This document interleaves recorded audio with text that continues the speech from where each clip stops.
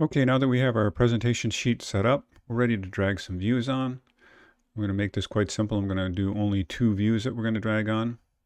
One thing I want to caution you on, I'm noticing this on the browser right now, or on the project browser. The ceiling plans are open. Those are specific views, and they say the same words, level 1 and level 2 on them. And I suggest you keep those closed because we very seldom will go to the ceiling plans unless we're doing specific work on ceilings themselves. Okay, now we're going to drag a couple of views on. We're going to put on the south elevation. So I'm going to click on that, click and then drag, and the south elevation appears. It has some problems with it, the way it looks. You'll notice how the title bar goes all the way across, always to the end extents of this, but we have that roadway that we created, and I want to get rid of that. It's kind of interfering with our level lines over here. So I'm going to double click into this. And this gives me a tool now. It activates that view as just if I was on that sheet, the specific sheet of the south elevation. And I'm going to select that floor, and I'm going to right click on it now, and I'm going to deactivate that view. Excuse me, I don't mean to say deactivate the view. I mean to say hide in view, that element. And you'll notice how that disappeared. We could also get rid of these level lines. They're kind of distracting in this view. It's just a pictorial description. So I can also right click on that, and I can go hide in view. And since those level lines are part of a category, if I say category, both of those will disappear. Now I'm kind of happy with the way it looks. So I'm going to right click again and deactivate the view, very important. Now if I select that view, I'm going to do something that'll surprise you. I'm going to actually delete it, and I want you to know why I'm deleting it. You'll notice that the title bar across the bottom extends way past the image itself, so it looks like it's incorrectly drawn, which it is. So I'm going to delete this view, and I'm going to drag it back on again. And now you'll notice how that title bar fits within the amount of, or exactly the length of the objects that we have highlighted or visible in our view. Okay, one more view we want to add. That's kind of a model shot. So I'm going to go to level 1, and I'll zoom out so that I can set up a camera view.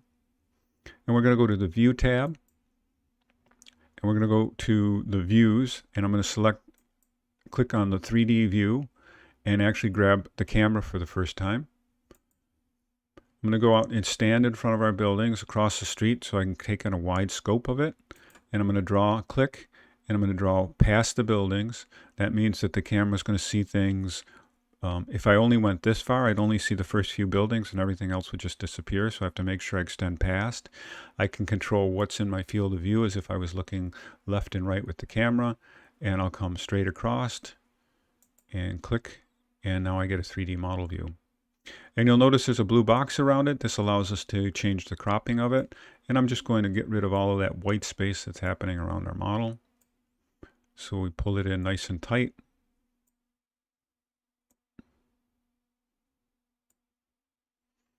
And we're going to go ahead now and render this scene. So I'm going to go down to the rendering tab, the visual styles, and select realistic. And we're going to make some changes to that realistic rendering. So I'm going to go to graphic display options. I'm going to get rid of the edges. Makes our model look a little more realistic. I'm going to smooth the lines. I'm going to zoom in to show you that. So I actually have to cancel out of this. This is kind of important. And actually, this is really important to understand how this function works, and a lot of people aren't clear on it. So I'm going to go back to the graphic display options. I'm going to not smooth the lines, but I am going to show the edges. And I want you to notice this jagginess that's going on with all of the things that are visible. And if I say smooth the lines with anti-aliasing and I click on this, you'll notice how clean and smooth they get. So that's what that anti-aliasing function does. I'm going to take off the edges again. You could leave them on or off. It depends on what your preference is. I want to add some shadows. I'm just going to have it cast shadows and show ambient shadows. I don't like the way that makes that so dark inside, so let's just play with that a little bit. I'll turn off casting shadows and just show ambient shadows. And I'm going to go OK for that now, because what I want to do is I'm going to do ZE so I can see the whole scene to see what it looks like. I think we need those other shadows on. So I'm going to go back here. Go to graphic display options, go back to shadows. I'm going to cast the shadows again. I'm going to add some background. I'm going to add some sky. So we don't have white space, we have blue. And I might adjust the way the light is coming. So I'm going to go to lighting. I'm going to go to setting, sun setting, and I'm just going to manually make it so that it's on the top left and click apply. Kind of brightens up that facade.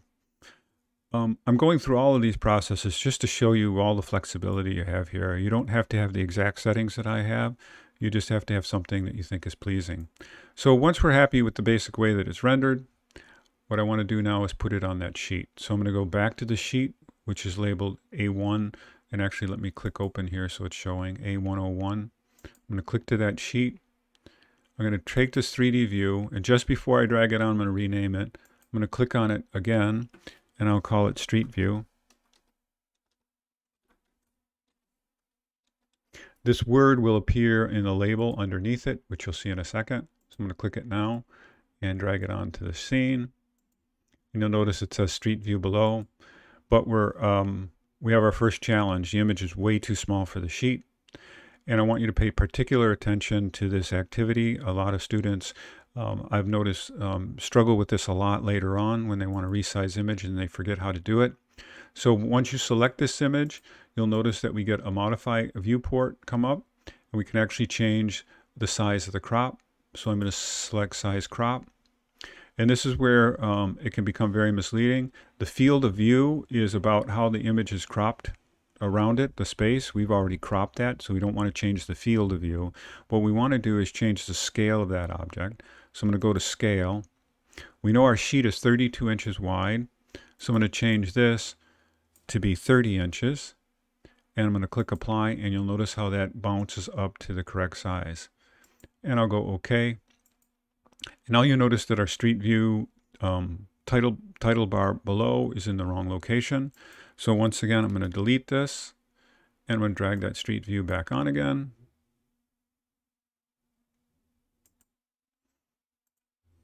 I'm going to do one other thing to this. I'm going to select it, and I'm going to turn off this black box that's around it. You can see that little bit of edge highlighting there. When I roll on it, it gets extra dark. But I'm going to select this, and I'm going to turn off that crop region being visible and click off of it. Now we have a nice white soft line around our image. And we're almost ready to submit it. The one last thing I want to do is I want to ask you to write your narrative on it. The narrative is a description of whatever was happening. I ask you to type out a paragraph along here. I'm just going to fill this in as if I had typed text in here using the text tool. I want you to make commentary, like for instance, how long it took you, whether you enjoyed the process or hated it, you struggled with it, you thought things in the video weren't very clear and you thought I could say them better or do them better. All of that I read. It's my way of having some communication with you and understanding what you went through with the process. And I'll grade you down a point if you don't include that narrative. I really found it very useful over the years. So once we've completed that, we're ready to export that PDF file. So I'm going to go to File. I'm going to go to Export PDF. We're going to use the sheet size that is existing. We're going to make sure it's set for zoom to 100%, not fit to page. And we're going to make sure that we save it somewhere that we can find it again. And for me, that is to go to where I've been saving my construction files. It takes me a while to get there. For you, it could be the cloud if you've set up your cloud. And I'll call this CV1.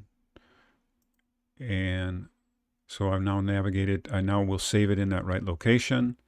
And I think I'm all set. And so what I'm going to do is click Export. Let that go ahead and export. And I'm going to come down now and go out to, we get a little warning that comes up. Let me try to drag that onto the screen. It says raster processing has been used for views with shading and shadow, and vector for all the other ones. And I've discussed this idea of the difference between raster rendering and vector rendering. Raster is the one on the top, vector is the one on the bottom, and it just tells you what it did. And let's now go, let me see if I can navigate out to, I'm going to go ahead and open this file, and I'll see where that shows up. And there's our file on the screen. It's at 62% because that's what fits on the screen. But there's our complete sheet size. So that will be your submittal. I'll have instructions on Blackboard or Brightspace, depending on what learning management system we're set up in, for how to submit that to the blog.